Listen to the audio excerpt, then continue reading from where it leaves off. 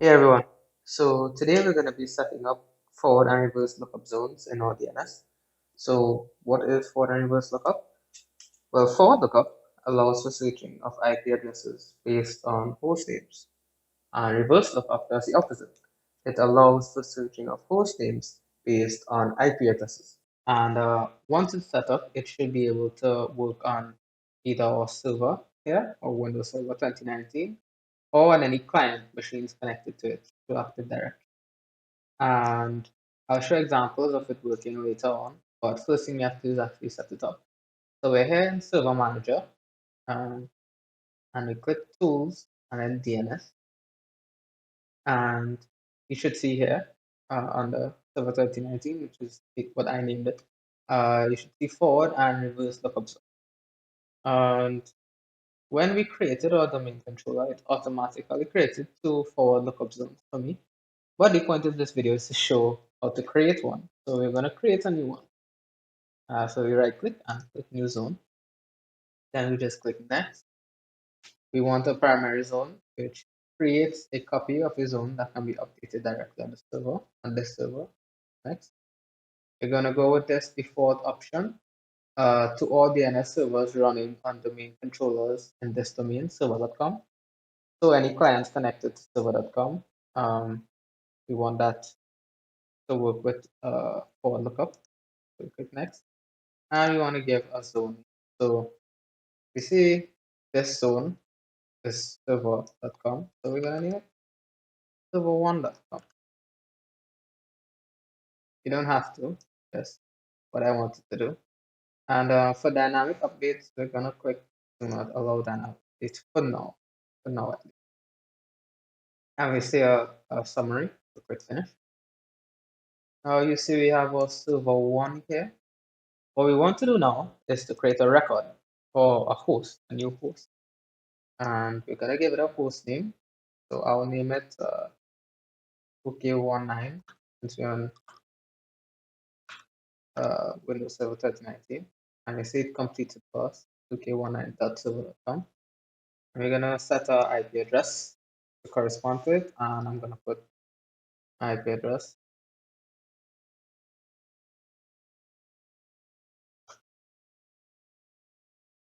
One nine two one six eight dot 561. Yep, looks about correct. And we click add host. It was successful. Now, what for lookup will allow us to do, if we go to our command prompt and we use the command ns lookup, and we put in the name of our host. So we named it 2k19, and remember the full name was .server.com. 2k19.server1.com. Click enter, and we see the IP address that corresponds to it. That's this IP address here. So that's what forward lookup allows us to do. Just by putting in the host name, we're able to see the IP address. Now, if we try to do the opposite, let's look up.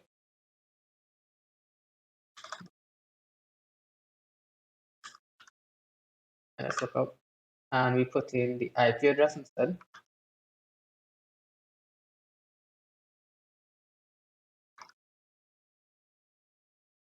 You'll see, give it some time, you see the DNS request timed up. It wasn't able to perform that. That's because we haven't set up reverse lookup yet, which will allow us to do that. So, firstly, though, I want to show if I drag in my client here, this client is connected to the server.com domain. If I go here, I can do the same thing that I just did on the Windows server. So let's look up, and it was named 2k19 server1.com, and there's a bit of a timer, but we'll still be able to get the address associated with the host name. So it's able to work on the client as well. So we're going to exit this and go to our server here, and we're going to set up the reverse lookup zone.